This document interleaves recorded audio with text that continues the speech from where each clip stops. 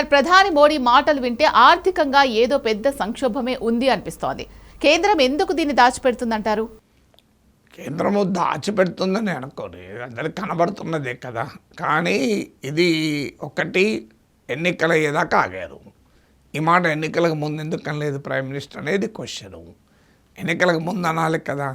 ఎన్నికల ముందు అనకుండా ఎన్నికలు అయిపోవడంతోనే ఈ దేశ ప్రజలకు దేశభక్తి పాఠాలు చెప్పాడు Modi.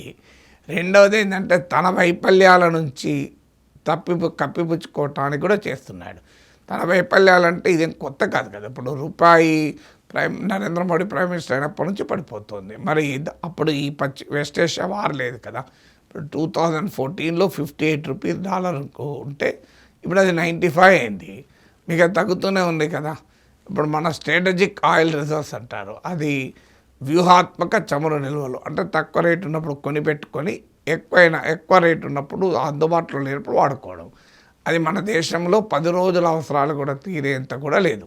International bench mark 90 days. China లాంటి దేశానికి 6 మంత్స్ సరిపోయే వ్యూహాత్మక చమురు నిల్వలు ఉన్నాయి. ఇప్పుడు మన దగ్గర వ్యూహాత్మక చమురు నిల్వలు ఎక్స్పాండ్ చేసుకోవడం కాదు, ఉన్నదే మనం నింపుకోలేదు. ఇప్పుడు 5.33 million tons of oil store చేసుకునే కెపాసిటీ ఉంటే 3.37 మిలియన్ టన్సే మనం స్టోర్ చేసుకున్నాం, 64%. అందువల్ల ఈ క్రైసిస్ వస్తుందని తెలిసి కూడా మనం ప్రిపేర్ కాలేదు.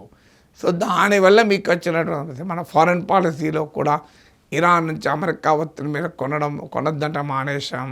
రష్యన్ ఆయిల్ ట్రంప్ ఈ మధ్య బెదిరిస్తే తగ్గించేసాం, మళ్ళీ ట్రంప్ ఎలో చేస్తే కొంటున్నాం. వెనుజులా నుంచి ట్రంప్ వద్దంటే ఆపేశాం.